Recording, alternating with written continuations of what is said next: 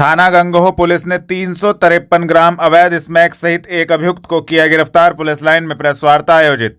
वरिष्ठ पुलिस अधीक्षक के निर्देशन में पुलिस अपराध नियंत्रण हेतु अपराधियों के विरुद्ध कार्रवाई कर रही है। थाना गंगोह पुलिस ने मादक पदार्थों की तस्करी करने वाले एक शातिर नशा तस्कर तसव्वुर उर्फ बूढ़ा को गंगोह क्षेत्र से गिरफ्तार करने में महत्वपूर्ण सफलता प्राप्त की है, जिसके कब्जे से 353 ग्राम अवैध स्मैक बरामद की गई है, जिसकी कीमत 35 लाख रुपए है। इस संबंध में बुधवार दोपहर 2 बजे प्रेस वार्ता कर एसपी देहात सागर जैन ने संबंधित जानकारी दी। गंगोह पुलिस ने मादक पदार्थों की तस्करी करने वाले व्यक्ति को पकड़ा है। क्या कुछ बरामदगी हुई है? इससे कहां से लाता था ये मादक पदार्थ और पहले क्या अपराधी इतिहास इसका रहा? जैसा कि आपको विदित है, जनपद सहारनपुर में और सहारनपुर रेंज के तीनों जनपदों में श्रीमान पुलिस उप महानिरीक्षक सहारनपुर परिक्षेत्र द्वारा ऑपरेशन सवेरा चलाया जा रहा है, जो कि मादक पदार्थों की जो तस्करी करते हैं उन अभियुक्तों के विरुद्ध एक अभियान है। इसमें पूर्व में भी विभिन्न थानों द्वारा कार्रवाई की गई है और इसी क्रम में आज थाना गंगोह द्वारा मादक पदार्थ की तस्करी करने वाले एक अभियुक्त को गिरफ्तार कर माननीय न्यायालय के समक्ष पेश किया जा रहा है। इसमें दिनांक 2 सितंबर को जब थाना गंगोह पुलिस गश्त कर रही थी तो उसमें मुखबिर की सूचना पर एक अभियुक्त गिरफ्तार किया, जिसका नाम तसव्वुर उर्फ बूढ़ा है। ये ग्राम बाड़ी माजरा का रहने वाला है और इसके कब्जे से 353 ग्राम स्मैक मिली है, जिसकी अंतरराष्ट्रीय बाजार में जो कीमत है वो करीब 35 से 36 लाख रुपए बताई जा रही है। इसने पूछताछ में बताया कि ये अपने भाई से स्मैक इसने ली है और आसपास के क्षेत्रों में छोटी छोटी उसकी पुड़िया बनाकर बेचता था और इसने बताया कि इसका भाई जो है वो बरेली से स्मैक लेकर आया था और ये लोग उसे छोटी पैकेट्स में बनाकर आसपास के क्षेत्र में बेचते हैं और मुनाफा कमाते हैं। इससे और भी जब पूछताछ की गई और इसका क्रिमिनल हिस्ट्री देखा गया तो ये एक शातिर किस्म का अपराधी है। इसने पूर्व में भी कई थानों में इसके विरुद्ध लूट के मुकदमे पंजीकृत है। फतेहपुर थाने में 2015 में लूट हुई है, इसमें ये अभियुक्त था। इसके पूर्व में नकुड़ थाने में जो लूट हुई है उसमें ये अभियुक्त था। वर्ष 2024 में इसने जो लूट का जो अपना मोडस ऑपरेंडी उसे चेंज करके ये ड्रग्स के धंधे में शामिल हो गया और 2024 में थाना नकुड़ पुलिस द्वारा जब इसे ड्रग्स की सूचना पर इसे गिरफ्तार करने गई तो उसने पुलिस पार्टी पर वहां फायरिंग भी की थी, जिस पर उसके बाद पुलिस पार्टी द्वारा इसे गिरफ्तार किया गया था। इसके कब्जे से ड्रग्स भी मिले थे और अवैध तमंचा भी मिला था। इसके अलावा यह भी अवगत कराना है कि जब इससे पूछताछ की गई थी तो इसने बताया कि 28/7 में जो थाना गंगोह पर एक लूट हुई थी ग्राम सातौर में, एक फाइनेंस कर्मी जब जा रहा था तो उसके साथ जो लूट हुई थी उसमें भी ये एक मेन मास्टरमाइंड था। उसमें पूर्व में भी 3 अभियुक्त हम जेल भेज चुके हैं और पूछताछ में इसका नाम भी शामिल आया था। इसने जो लूट करने वाले लोगों को जो है तमंचा भी सप्लाई किया था।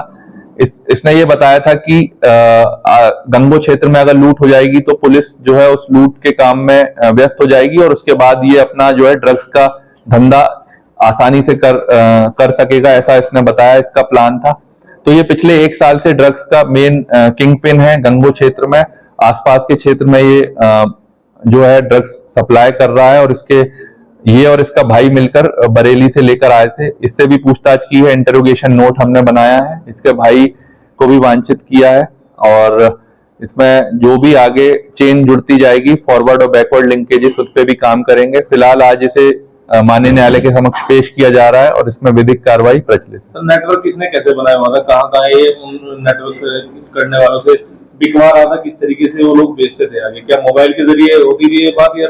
बिल्कुल, ये मोबाइल और व्हाट्सएप के जरिए होती थी। ये पूर्व में भी कई बार जेल जा चुका है। जेल के जरिए भी जो इसके नेटवर्क बने थे उसका इसने जो है इस्तेमाल किया है और कुछ नाम हमें और कुछ नंबर सभी संदिग्ध मिले हैं, उन पर हम काम कर रहे हैं और जैसे ही और चीजें आगे डेवलप होगी तो फिर आपके साथ साझा किया जाए। सर, बरेली से लेकर आ रहे, अगर जानकारी मिलती है तो क्या बरेली पुलिस से भी संपर्क करेंगे, उसमें भी कार्रवाई करेंगे? इसमें इसके जब भाई को गिरफ्तार करेंगे तो और उसके मोबाइल और उसकी कॉल रिकॉर्ड से जो भी डिटेल्स हमें मिलेगी उसके आधार पर फिर आगे की इसमें हम लोग कार्रवाई करेंगे। थाना गागलेड़ी पुलिस ने भैंस चोरी के मामले में 4 चोरों को बलिया खेड़ी हाईवे पुल के नीचे से किया गिरफ्तार। जनपद में पुलिस लगातार अपराध नियंत्रण हेतु अपराधियों के विरुद्ध कार्रवाई कर रही है। थाना गागलेड़ी पुलिस ने क्षेत्र में हुई भैंस चोरी की घटना का सफल अनावरण किया है। पुलिस टीम ने 4 शातिर चोर राजकुमार, फरदीन, जुनैद एवं जतिन को बलिया खेड़ी हाईवे पुल के नीचे से गिरफ्तार करने में बुधवार शाम 5:30 बजे महत्वपूर्ण सफलता प्राप्त की है, जिनके कब्जे से एक तमंचा एवं एक जिंदा कारतूस 315 बोर, 2 भैंस एवं 20,000 रुपये नगद, एक पिकअप गाड़ी बरामद की गई है। चारों अभियुक्त गणों को न्यायालय के समक्ष पेश किया गया है। गिरफ्तार करने वाली टीम में थाना अध्यक्ष प्रवेश कुमार, उप निरीक्षक शिव कुमार मौजूद रहे। जोन 1 एवं 4 में सहारनपुर विकास प्राधिकरण ने अवैध निर्माण कार्यों पर की सील एवं ध्वस्तीकरण की कार्रवाई। बुधवार शाम 5:30 बजे सहारनपुर विकास प्राधिकरण ने जोन 1 के अंतर्गत कॉलोनी के विकास कार्य एवं सड़कों के विकास कार्य को ध्वस्त कर दिया। जोन 4 के अंतर्गत 10 कॉलम सील किए गए। दुकान बनाने हेतु भरत विहार में 6 कॉलम सील किए गए। यह कार्रवाई उपाध्यक्ष एवं सचिव के निर्देशों के क्रम में की गई। उक्त कार्रवाई वीरेश कुमार राणा सहायक अभियंता, शोएब आलम अवर अभियंता के सहयोग से संपन्न की गई। नगर निगम में बॉडी बिल्डरों ने मेला गुघाल की सांस्कृतिक कार्यक्रमों की श्रृंखला से शरीर सौष्ठव कार्यक्रम हटाने पर जताया विरोध। शरीर सौष्ठव कार्यक्रम पिछले 45 वर्षों से मेला गुघाल के सांस्कृतिक कार्यक्रमों की श्रृंखला का हिस्सा रहा है। हर वर्ष सहारनपुर जिले के बॉडी बिल्डर इस प्रतियोगिता का इंतजार करते हैं और इसकी तैयारी करते हैं, परंतु बिना कोई कारण स्पष्ट किए इस कार्यक्रम को श्रेणी से हटा दिया गया है, जिसको लेकर सभी बॉडी बिल्डर नगर निगम परिसर में बुधवार शाम 4 बजे एकत्रित हुए। जोरदार प्रदर्शन करते हुए अधिकारियों से मुलाकात की, जिसको लेकर संबंधित जानकारी दी गई। मैं राष्ट्रीय स्तर का खिलाड़ी हूँ। मैं इस गणराज्य साहब के पास इस वजह से आया था कि हमारे यहाँ 45 वर्षों से शरीर सौष्ठव प्रतियोगिता मेला गुघाल का आयोजन होता आ रहा है। इस साल अचानक से इसे रद्द कर दिया गया। हम इसका एक कारण पूछने आए थे कि बच्चों की मेहनत का भविष्य का ख्याल होता है पूरा साल का, कि बच्चा 4-4 महीने पहले तैयारी करता है और इसके लिए पूरा कठिन परिश्रम करते हैं, और आज अचानक से एकदम ये कह दिया कि इस बार शो नहीं होगा। तो हम इसका जानने के लिए आए थे कारण कि क्या कारण है कि शो नहीं होगा। क्या कारण क्या? अभी तक तो उन्होंने अवशासन दिया है, नगराध्यक्ष साहब ने हमें अवशासन दिया है कि आप अपनी समस्या लिख के दो, और जबकि हमें अवशासन की जरूरत नहीं है, हमें जरूरत है इस मंच पे शो कराने की। हम ये शो कराना चाहते हैं कि बच्चों का इसमें सब साथ जुड़ा होता है, मेहनत होती है, उनका कठिन परिश्रम होता है। हम चाहते हैं कि इस बार पहली बात है शो हो। कितने खिलाड़ी हिस्सा लेते हैं? क्या कम से कम 200 खिलाड़ी प्रतिभाग लेते हैं जो हिस्सा लेते हैं हर साल, और इस बार कुछ ज़्यादा ही लड़के तैयारी आसपास के जिलों से भी आ रहे हैं, क्योंकि हम इस बार और बड़ा शो कराने की उसमें थे। क्या आश्वासन? अवशासन तो ये दिया गया है कि कमेटी से मिले, पार्षदों की कमेटी होती है, जो वो कमेटी आपका इस वे में कुछ ध्यान रखेंगे और फिर उसको प्रोग्राम को बताएंगे। फिर भी नहीं होता है तो हम इसके लिए आंदोलन करेंगे, हम सड़कों पे निकलेंगे, सड़कों पे उतरेंगे। और बहुत कैंडिडेट है हमारे साथ, इस बार पूरा सहारनपुर हमारे साथ इस चीज़ के लिए। अपने बॉडी का प्रदर्शन करते हुए क्या कहना चाहेंगे? जी सर, मेरा नाम अलीम गौर है। आज जो प्रदर्शन किया गया है वो इसलिए किया गया क्योंकि जो हमारा बॉडी बिल्डिंग कंपटीशन होता आ रहा है पिछले 45 साल से होता आ रहा है, इस बार एक गंदी राजनीति का शिकार हो रहा है। इसको क्या नाम जो है मेयर साहब ने कैंसिल कर दिया गया है कि इस बार कंपटीशन नहीं होगा। बॉडी बिल्डिंग की जो हमारी हर साल प्रतियोगिता होती आ रही है वो इस बार नहीं करा रहे, जबकि मेला गुघाल के जो प्रोग्राम की लिस्ट होगी वो 2 दिन पहले शेयर हो चुकी है, उसमें बॉडी बिल्डिंग का नाम कहीं से कहीं तक भी नहीं है।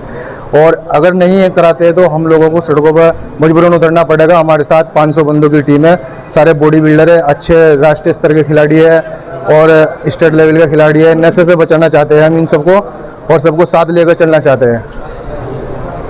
मूसलाधार बारिश के बीच नगरायुक्त ने किया दिल्ली रोड स्थित काशीराम कॉलोनी का निरीक्षण, दिया आवश्यक दिशा निर्देश। नगरायुक्त शिपुगिरी ने बुधवार शाम 5:30 बजे मूसलाधार बारिश के बीच दिल्ली रोड स्थित काशीराम कॉलोनी का निरीक्षण किया।